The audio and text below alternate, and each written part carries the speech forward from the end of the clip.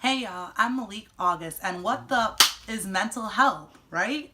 So I am a 25-year-old black, bigender, Belizean individual. I am now Brooklyn bound, but born and raised in Jersey. So I am proud to be here with my struggles because it was real. There have definitely been a lot of ups and a lot of downs, but here I am thriving and surviving as a black, queer, and trans person. Now, when we look at things historically, this has deeply affected our communities based upon generational trauma, which I have done a lot of research on as an activist and an artist, and I implement a lot of my artwork into my activism. And based upon the sociological research that I have done, it shows that black people have been inflicted with this trauma due to white supremacy, neocolonialism, and what was placed upon them unfairly and unjustly. So they pass that down from their children to their children, and so on and so forth. And this isn't just black American communities or Belizean communities, this is all over the black diaspora, from black Europeans to black folks in Central and South America, throughout the many beautiful continents of Africa, and or rather the many beautiful countries of Africa, in the gorgeous continent of Africa, and how that has deeply affected people here because due to the transatlantic slave trade.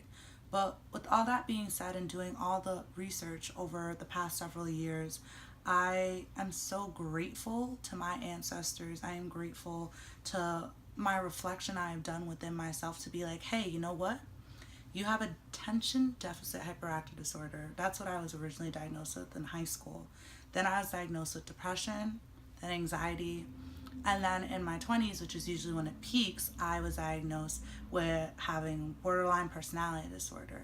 And now I take these medications. I take Lamthorgen, which is a mood stabilizer, and I take serotonin or Zoloft, which is an antidepressant. And you know what? It's okay to take meds. And guess what, y'all? My therapist is blackity black, black, black. And I've been seeing him for over 5 years.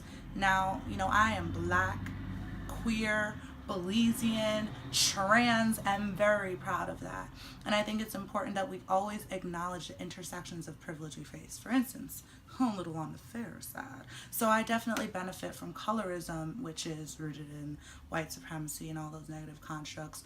And I also benefit from having class privilege, which means I've had access to see a therapist. I've had access to medication.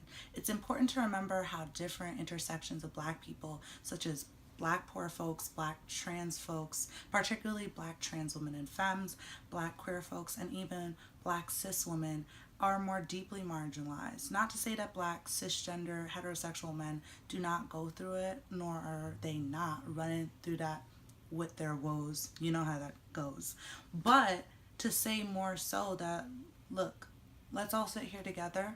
Let's hold one another accountable. Let's look at the different ways in which mental health affects us and has impacted our lives historically, interpersonally, and intersectionally. And let's have that conversation, because what the is mental health?